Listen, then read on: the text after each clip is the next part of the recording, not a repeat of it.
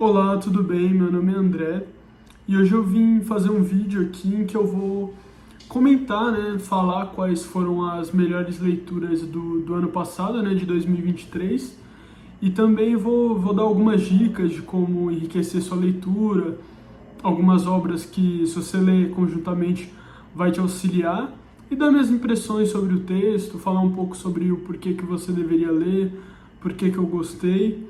Então essa é a ideia do vídeo. Lembrando que eu vou deixar todos os links na descrição dos dos livros que eu vou citar. Então, se você quiser me ajudar aí, puder se interessar por uma obra, puder comprar pelo meu link, que ajuda muito. Então, vamos para o vídeo. Bom, o primeiro livro, então, dessa lista aqui é Crime e Castigo, do Dostoiévski.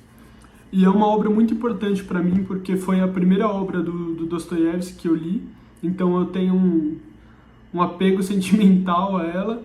E o que a gente vai ler aqui? A gente vai ler a história do Raskolnikov, que é um ex-estudante de direito e que ele vai cometer um crime, como diz no título, não é spoiler. Mas por que essa obra é tão importante? Por que é um clássico? Por que todo mundo fala de Dostoiévski, de Crime e Castigo?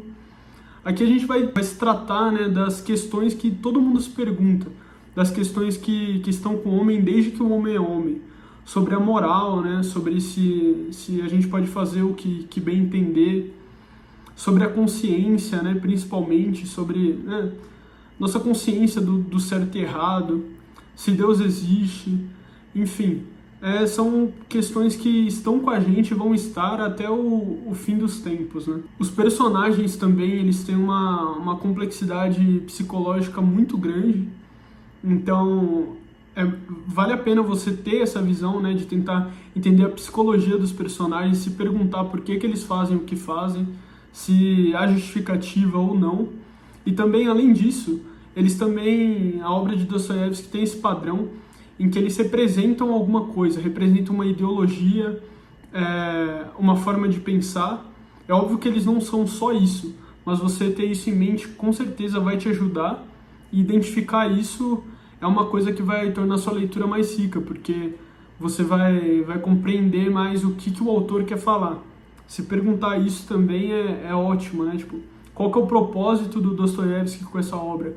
O que ele pretendia ao escrever ela?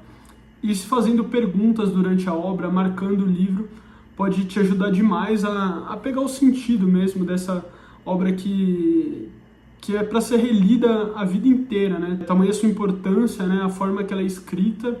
Vou ler um trecho aqui que eu achei incrível, que é da biografia do Joseph Frank sobre Dostoiévski, que eu vou citar mais para frente, em que fala assim: o único livro que se leu em 1866 foi Crime e Castigo. Só falavam dele os amantes da literatura, que se queixavam muitas vezes da força sufocante do romance e da dolorosa impressão que deixou, o que fez com que muitas pessoas de nervos fortes ficassem doentes e aquelas de nervos fracos desistissem da leitura. Então, para vocês terem uma ideia assim da força dessa obra, que marcou gerações e marcou a Rússia.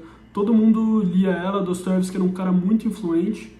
Agora, duas obras que eu acho que, se você tiver elas como um fundo assim na sua leitura, podem te ajudar muito, que em primeiro lugar é a Bíblia, dando um foco aos evangelhos.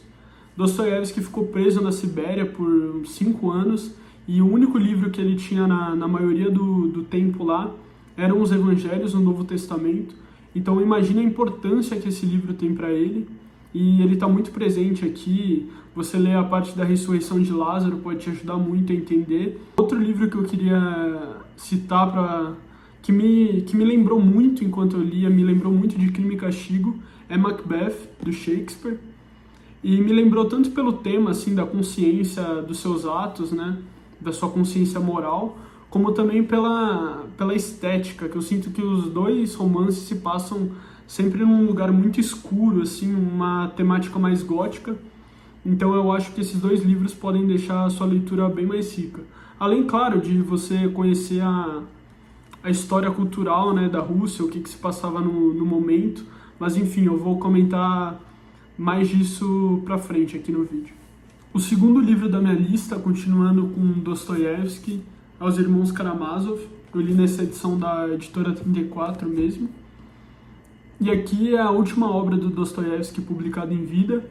Era para ser uma trilogia, mas infelizmente ele morreu antes, então a gente só pode imaginar como seria a continuação dessa obra-prima, né?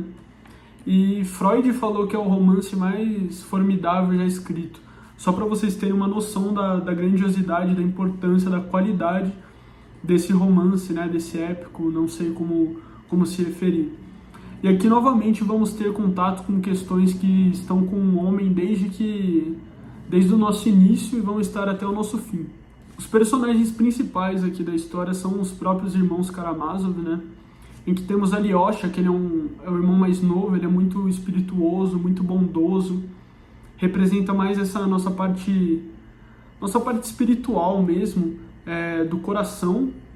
Temos também Dmitri Karamazov, que é alguém muito apaixonado, que ele faz suas ações sem pensar muito, é muito dominado pelas suas paixões.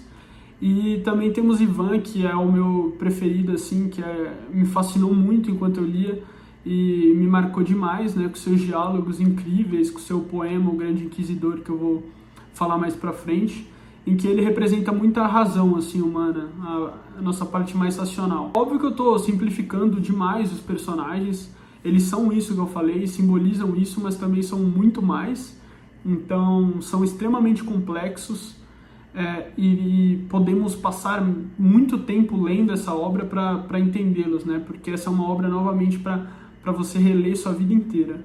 É uma obra muito densa intelectualmente, então tem diálogos muito fortes que vão te marcar, que vão fazer você pensar, que são bem filosóficos assim.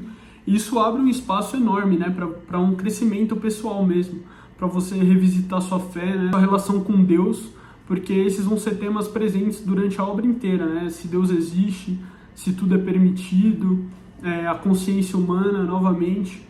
Então, seu crescimento espiritual aqui, se você ler ela com calma, tentando entender mesmo as partes, meditando, vendo se você concorda ou discorda, é enorme. Por ser uma obra gigantesca, né, de 1000 páginas, se você quer sentir o gosto assim, um pouco dela, ver se você se interessa, você pode ler o poema, né, o poema em prosa do Ivan Karamazov, em que é um dos capítulos do livro, né, O Grande Inquisidor. Se você procurar, você vai achar. E ele pode ser lido separadamente, é assim, uma das coisas mais incríveis já escrita em toda a história da literatura, que vai contar a volta de Jesus à Terra, né? Ele vai voltar por volta de 1500, no meio da Inquisição Espanhola, e vai encontrar com o Grande Inquisidor, né? E aí vão os temas como o amor, o livre-arbítrio, a liberdade humana, vão ser colocados em jogo, tendo como pano de fundo a tentação de Cristo no deserto. Então, se você quiser também ler essa parte na Bíblia, com certeza vai enriquecer muito sua leitura. Em resumo, é uma obra assim, que todo mundo que é interessado no homem, né, na nossa condição aqui na Terra, vai se interessar, né? Não tem como você não gostar disso, porque vai tratar do que interessa a todos. A terceira obra da minha lista aqui não é ficção, mas é para fechar o Dostoiévski aqui. É a biografia do Joseph Frank, do Dostoiévski, né? Eu estou aqui com 3 volumes dela, como vocês podem ver. Ela é dividida em 5 volumes e é uma obra fantástica, porque não é só uma biografia em que vai contar os fatos da vida do Dostoiévski, o que ele fazia, mas não, vai ser uma mistura de biografia mesmo, né? Os fatos da vida dele que influenciaram ele, mas também vai ser uma história cultural da Rússia, então você vai conseguir entender as principais influências, o que os pensadores estavam pensando, né, na época do Dostoiévski, e também é crítica literária, porque ele vai analisar obra por obra, assim, só vai pular certos contos irrelevantes, mas ele vai analisar as obras maiores com assim, extrema minúcia, e seu entendimento de Dostoiévski e da Rússia vai crescer demais. Ele lê isso aqui e vai te ajudar a entender tanto a obra de Dostoiévski, obviamente, mas também de Tolstói, Turgenev e de todos os escritores russos, porque você vai entender o clima em que eles viviam, quais que eram as preocupações intelectuais dele, Então, a biografia do Joseph Frank é extremamente recomendada para todo mundo que gosta de literatura russa e principalmente de Dostoiévski. Tem uma versão condensada dela, eu acho que são 1000 páginas, mas eu acho que você vai perder muito se você for nela. Óbvio que você vai aprender coisa demais, mas, por exemplo, só o 5º volume dessa coleção, né, tem umas 900 páginas. Então, eu acho que vale a pena ler com calma, né, para você realmente conhecer a vida desse escritor incrível e a Rússia, porque é um tema que me interessa muito e com certeza interessa algum de vocês, então tá aí a recomendação. A 4ª obra aqui que eu vou comentar, ainda na literatura russa, é Anna Karenina, do Tolstói. Li nessa edição mesmo. E, cara, que livro incrível, assim. Você vai ter contato com personagens que parecem ser mais reais do que a gente mesmo, assim. O jeito que o Tolstói escreve os personagens, a ambientação, torna a experiência muito imersiva mesmo. E os personagens parecem, e eu acho que são mesmo, pessoas reais, assim, por toda a sua complexidade, o que eles têm para ensinar, os dramas interiores deles. Então, é a obra-prima, talvez, do Tolstói, né? Sua novela, porque Guerra e Paz é considerado um épico, né? Um poema épico em prosa. Mas foi fantástico a minha experiência de leitura e eu tenho um apego emocional também, porque foi a primeira obra que eu comecei a marcar o livro, assim, sublinhar, escrever, enfim. E isso aumentou muito minha capacidade de pegar significado mesmo, de entender a obra. Então tem passagens que eu, volta e meia, tô andando assim, eu lembro, que me marcaram muito.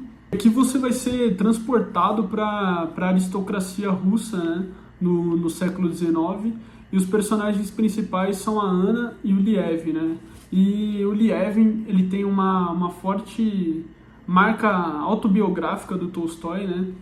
Ele tem muitas coisas que aconteceram com o Liev no livro que aconteceram com o Tolstói. Então, se você quiser saber mais sobre a vida do Tolstói, um livro que vai te ajudar muito chama Uma Confissão, do Tolstói, que eu li antes, ainda bem, e me enriqueceu mesmo a leitura. Tem outro também chamado Últimos Dias, que a Penguin publica. E tem biografias também do Tolstói, eu estou lendo agora no momento uma, da Rosamund Barnett, se eu não me engano, não sei se eu pronunciei certo, e pode te ajudar você a conhecer a vida do Tolstói. Com certeza não tem coisas do Tolstói só no Liev, né? Ele está presente em todos os personagens, porque um cara da genialidade do Tolstói com certeza tá dando a alma dele mesmo para essa obra-prima. Uma coisa que você pode exercitar assim durante esse livro é sua sensibilidade, sua empatia, porque aqui vão ter muitos dramas familiares entre pessoas e em vez de você tomar uma posição de julgar, né, os personagens, as ações deles, eu acho que te traz um crescimento melhor, assim, você tentar entender, né, tentar ser sensível ao que eles estão passando, tentar ser empático no final, porque fazer essa experiência aqui lendo Anna Karenina com certeza vai melhorar sua relação com os outros. Então, uma visão para você ter durante a leitura, né, é você exercitar conscientemente sua simpatia, desligar seu modo juiz, não sei, e entender de fato os personagens, por que eles fazem o que fazem, e buscar ser empático. Trabalhar essa nossa habilidade, nossa capacidade de se colocar na perspectiva de outro, no lugar de outro, é algo que nos ajuda não só na leitura, mas em toda a nossa vida. Então, essa é uma abordagem que pode te ajudar. A 5ª obra aqui da minha lista é o Vermelho e o Negro, do Stendhal, que é a obra-prima dele, né? E que inaugurou o que a gente conhece como um romance psicológico, em que a gente entende assim, o que se passa dentro dos personagens. E a gente vai acompanhar aqui o Julien Sorel na França, né, pós-napoleônica. Então a gente vai conhecer tanto a parte mais provinciana da França, quanto Paris mesmo, e temas como a ambição, a paixão, assim, né, a angústia, vão estar presentes nessa obra aqui que todos os grandes escritores leram, e é fantástica. Uma coisa a se esclarecer é o título, né, o vermelho e o negro, e o vermelho aqui ele vai representar, né, a cor do uniforme militar da França, e o preto representa a batina da vida clerical, que eram duas formas assim de você subir na vida, porque vamos descobrir que o Julien Sorel é um garoto pobre assim da província e ele tem muita ambição, seu herói é Napoleão Bonaparte, né? Então é muito legal acompanhar essa jornada dele, né? E analisar assim o que move os personagens, porque a gente vai ter contato com vários que têm diferentes motivações na vida, e você ter sempre essa pergunta, né? Por que ele está fazendo isso? O que motiva tamanha vontade nele? É algo que vai te enriquecer muito. Outro ponto que eu gostaria de destacar aqui, que vale não só para essa obra, mas para todas as outras, né? Só que o Stendhal aqui ele vai dar uma digressão e vai falar, vai realmente falar isso, né? Para quem está lendo, é que os romances que a gente lê, esse aqui, por exemplo, ele é um espelho, assim. Então, normalmente o que a gente, quando a gente opina sobre um personagem, quando a gente acha certa coisa sobre um personagem, quando a gente está julgando ele, isso diz muito mais sobre a gente do que sobre o próprio personagem, né? Então sempre se questione, por que eu tenho essa visão sobre o Juliano? Por que eu tenho essa visão sobre a Matilde? Porque isso normalmente vai dizer muito sobre você, porque diferentes pessoas vão achar diferentes coisas. Então ter essa visão do romance, né, da literatura como um espelho de si próprio, é algo que te ajuda a entender o romance e a si mesmo. Eu li juntamente com essa obra a biografia de Napoleão, como eu já falei em outro vídeo aqui no canal, e também li o Antigo Regime e a Revolução do Tocqueville. Então isso me ajudou muito a entender o ambiente, a entender o contexto histórico, e entrar na França assim de cabeça foi uma experiência muito legal e que eu com certeza quero fazer de novo. Então tá aí a obra O Vermelho e o Negro do Stendhal. A sexta obra que eu quero comentar, infelizmente eu não tô com ela aqui, mas eu vou tentar colocar uma foto, vamos ver se eu vou ter sucesso, é o Meridiano de Sangue, né, do Cormac McCarthy, que é uma obra mais contemporânea, assim, um romance pós-moderno, e a gente vai acompanhar a jornada de um garoto que é apenas chamado de Kid, na fronteira dos Estados Unidos com o México, né, e ele vai entrar num grupo de escalpeladores de índios. É o romance assim, mais brutal, mais violento que eu já li na minha vida, só que ele é escrito de uma maneira muito, muito bonita, então esse contraste, não sei, nos atrai de alguma forma. Além do Kid, né, que é o personagem principal, o herói assim, da história, a gente vai conhecer, acho que é o personagem que mais me fascina, assim, que me marcou muito, que é o Judge Holden, que é o juiz, né, é o juiz Holden, em que ele é quase o demônio em pessoa, né? Ele vai fazer todo tipo de violência, vai perpetuar todo tipo de sofrimento, e ele tem a famosa frase, né, em que ele diz que Deus é guerra. Então, eu não quero dar muitos spoilers, mas preste atenção nesse personagem, porque ter contato com esse nosso lado mais sombrio mesmo, mais violento, pode nos ajudar muito a nos entender, e essa obra nos abre muito esse caminho, né, de entender nosso lado mais obscuro, perceber que ele existe de alguma forma, porque essa história ela é baseada numa história real de um grupo de escalpeladores de indígenas. Então ter noção do que o humano é capaz, do que talvez a gente é capaz, nos faz ver a realidade da forma que ela é, né?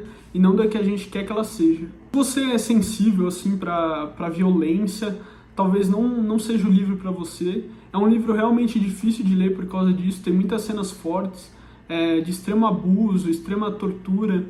Então, se você tem alguma sensibilidade para isso, não sei se está no momento certo para você ler, mas se você conseguir passar por isso, vale muito a pena. É uma das obras mais belas, assim, não no sentido do tema, né, mas no sentido estético mesmo, da pós-modernidade, assim. Ela é de 1985, e junto com Moby Dick, ela é um épico dos Estados Unidos, né, então eu não vejo a hora de reler ela depois de eu ler Moby Dick, porque Moby Dick influenciou demais o Meridiano de Sangue, e ler a Bíblia também, principalmente o Antigo Testamento, principalmente Gênesis, pode te ajudar, né, a tornar a sua leitura mais rica.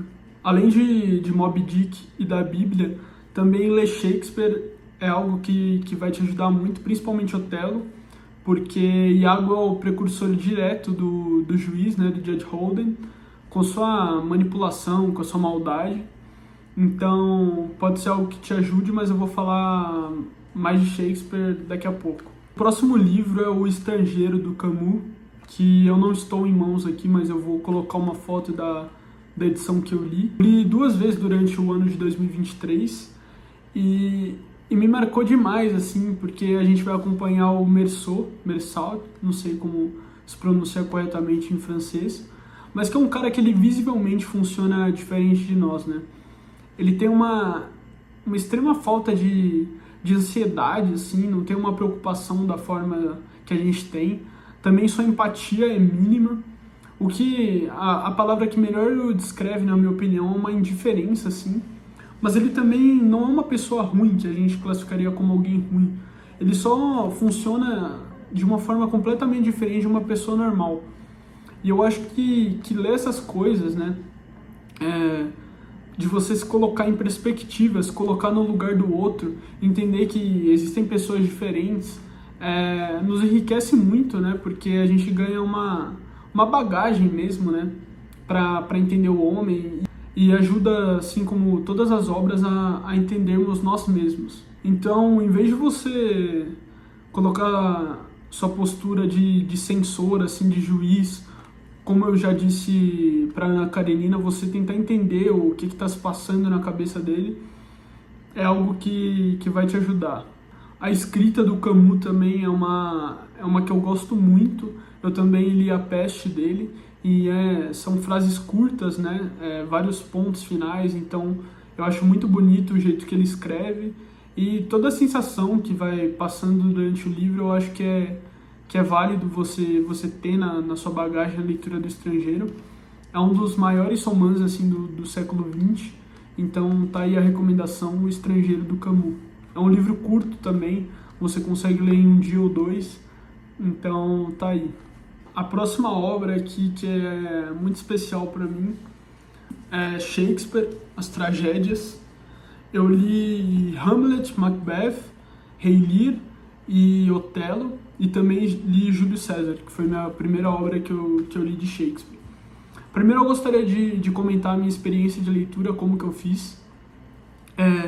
Cada tragédia, essas 4 principais, né, eu li 2 vezes cada, e sempre acompanhado na minha segunda leitura com esse livro incrível do Harold Bloom, que é Shakespeare e a Invenção do Humano. Se você fala inglês e está disposto a ler Shakespeare, está interessado, vai te ajudar demais assim, na sua leitura. O amor do Bloom por Shakespeare, o jeito que ele o trata, né, como o criador mesmo do que a gente entende como um homem, né, com sua consciência, sua individualidade, é algo que acrescenta demais na sua leitura, vai fazer você entender os personagens muito mais do que você lendo sozinho. É óbvio que sua leitura subjetiva tem seu valor, mas ter contato com um especialista mesmo, alguém que ama o Shakespeare, vai te ajudar demais, porque ele vai falar de coisas realmente objetivas assim da peça. É óbvio que existem coisas subjetivas, mas também existem coisas objetivas. E Shakespeare é o maior de todos os tempos mesmo, porque os personagens dele são tão ou mais reais do que pessoas reais, assim, do que eu, do que você, do que pessoas que a gente conhece. A consciência de si do Hamlet criou o que a gente entende por ser autoconsciente, né? Por mudar diante da nossa relação com nós mesmos, não com relação a eventos externos, mas nossa relação com nós mesmos, com nossa alma, com o nosso espírito, enfim. O Iago também, ele é o paradigma da maldade, assim, da manipulação, da mentira, de todo tipo de sadismo mesmo. Ele é o cara, assim, que quando você pensa nisso vem na sua mente, e ele é o precursor de grandes personagens da literatura, como o Judge Holden, como eu já falei, e muitos de Dostoiévski também, como o Svidrigailov de Crime e Castigo, que eu citei. Então, essa parte do Shakespeare influenciar a todos que vieram depois dele, influenciar a nossa forma como a gente se enxerga, mesmo a gente não sabendo, já vale a pena a leitura, além da poesia que a obra dele é escrita, né? Uma meta assim que eu tenho para minha vida e espero um dia conseguir cumprir é ler o Shakespeare em inglês mesmo, porque mesmo as traduções sendo muito boas, que eu li nessa edição que eu já mostrei aqui, e também li na da Penguin, eu li na Penguin o Hamlet e o Rei Lear, e ler Shakespeare em inglês deve ser outra experiência, né? Por sua parte mais poética mesmo. Enfim, a gente tem sempre muito a aprender com Shakespeare, porque, como o Harold Bloom fala, ele vai estar sempre na frente da gente, né? A gente não consegue chegar no nível de intelecto que ele tem. Se a gente só lesse Hamlet o resto das nossas vidas, todos os dias, a gente ainda teria muito a aprender. Então, para concluir aqui, né? Ler Shakespeare é ler a si mesmo. Como eu já disse, o romance é um espelho e os personagens do Shakespeare são a melhor representação disso. A gente vai ver muito da gente nos personagens. O que a gente achar dos personagens vai dizer muito mais sobre a gente do que sobre o próprio Hamlet, Macbeth, Otelo. Todo Hamlet que for encenado vai ser diferente um do outro. Isso já mostra a complexidade desse personagem. Bom, a próxima obra é uma obra muito importante para mim, que são os ensaios do Montaigne, nessa edição completa da editora 34. Como vocês podem ver, o livro é enorme. E está sendo a melhor experiência de leitura da minha vida. E é o melhor remédio que eu já dei para minha alma, para o meu cérebro, do modo que você quiser chamar. E o crescimento que eu estou tendo com isso é inimaginável. Escrita durante o século XVI, né? Essa aqui é uma obra do patamar da Bíblia, de Shakespeare e dos grandes épicos, né? São ensaios sobre temas variados, né? O que vem na cabeça mesmo do Montaigne, como ele diz várias vezes, em que o ponto principal dele, assim, o que marca todo o texto é a sinceridade e a busca dele de conhecer a si mesmo, o que obviamente nos abre para esse mesmo caminho, né? Aqui a gente não vai encontrar um pedantismo, né? Uma filosofia inútil à vida, mas sim a gente vai ter uma conversa mesmo sobre as coisas que realmente importam e que nos atormentam, nos fazem pensar. E você, enquanto eu tô lendo, eu sinto uma identificação tremenda assim com Montaigne. Parece que eu concordo com ele em absolutamente tudo. Não é um tratado de lógica assim filosófico que ele vai tentar provar metafisicamente tudo que ele fala, mas é uma conversa mesmo. O que eu sinto quando eu tô lendo é que eu tô sentado com Montaigne e ele é um cara sábio mesmo, no sentido estrito da palavra, que sabe viver a vida. Eu gostaria de ler uma passagem aqui da obra que eu acho muito bonita e retrata bem qual que é o objetivo dele, e é assim: como quer que seja e quaisquer que sejam as inépcias que me passam pela mente, não as esconderei. Exponho aqui meus sentimentos e opiniões, dou-as como os concebo, e não como concebem os outros. Meu único objetivo é analisar a mim mesmo, e o resultado dessa análise pode, amanhã, ser bem diferente do de hoje, se novas experiências me mudarem. Não tenho autoridade para impor minha maneira de ver, nem o desejo, sabendo-me demasiado mal instruído para instruir os outros. Então você vê aqui que ele não quer te convencer de nada, ele só está passando a experiência de vida mesmo dele, com uma constante análise que ele faz de si mesmo, e nos chama para fazer a mesma coisa, né? Tendo a honestidade novamente como ponto principal. Eu estou fazendo uma leitura extremamente lenta dessa obra, o que eu acho fantástico. Eu estou lendo umas 5 páginas por dia e estou mantendo um caderno especial para os ensaios, em que depois da minha leitura eu comento minhas impressões, as principais lições que eu tirei dessas 5 páginas, e sempre é muito conteúdo nessas 5 páginas. Então eu acho até difícil você ultrapassar de 10 páginas diárias e conseguir entender mesmo, ter uma compreensão, porque é uma obra muito densa e que te acrescenta muito. O crescimento pessoal mesmo que esse livro proporciona é algo que eu nem imaginava ser possível. Então o pai do ensaio moderno aqui, que é Montaigne, essa obra vai interessar a todos, né, que buscam conhecer a si mesmo, conhecer a realidade de uma forma sincera e leve, né, porque o Montaigne é sempre muito bem humorado assim nos ensaios, e você vai se divertir enquanto lê. Então tá aí, ó, obra fantástica, Ensaios do Montaigne, essa edição da 34. A última obra que eu queria citar aqui, né, e que vai ser representada por esse banquete do Platão, porque eu não estou com os outros diálogos, eu chamei de Diálogos de Platão, porque são vários livros, né? E então eu vou roubar, igual eu fiz com Shakespeare e com a biografia do Dostoiévski, vou colocar vários livros. E eu tenho um interesse enorme, né, por filosofia, sempre tive interesse assim. E o que eu pensei, bom, eu quero estudar filosofia, eu tenho que estudar pelo começo, porque todos que vieram depois, com certeza leram Platão, assim, que é o pai da filosofia mesmo. Então eu tenho esse plano de ler todos os diálogos de Platão e consegui ler bastantes ano passado, né? Os principais são a República, o Fédon, o Mênon, o Fedro, a Apologia de Sócrates, que eu li 2 vezes, assim, é incrível. Então eu tenho um interesse por Platão e foi um dos melhores livros que eu li em 2023, os diálogos, né? Assim como em Montaigne, aqui você vai encontrar uma filosofia com a base na sinceridade mesmo, né? Platão, Sócrates, não sei como você quer chamar, porque Sócrates é o personagem dos diálogos, eles não estão preocupados em convencer o ponto dele, passar uma ideologia, mas eles estão realmente tentando buscar a verdade, né? Buscar entender a realidade, e é nítido essa busca, né? Essa sinceridade enquanto você está lendo os diálogos, que são escritos de uma forma leve e não é difícil, assim, a leitura. Eu li nas edições da Edipro, e só a República que eu peguei de um sebo, de uma tradução de Portugal, acho que é Fundação, eu não lembro o nome da fundação, mas eu vou colocar na descrição aí se alguém tiver interesse. A gente vai ter contato com os mais variados temas da filosofia, né?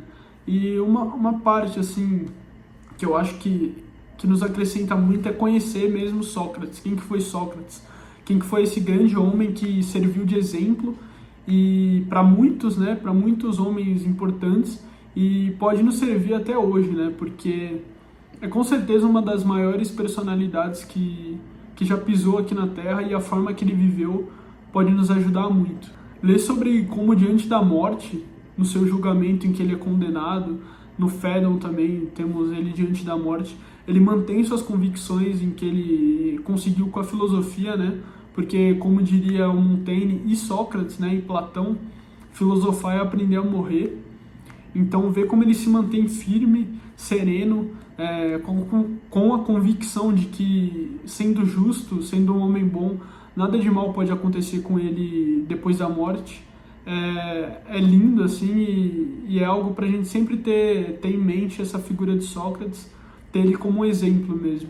Agora, uma dica para quem quer entender melhor Platão, a filosofia antiga no geral.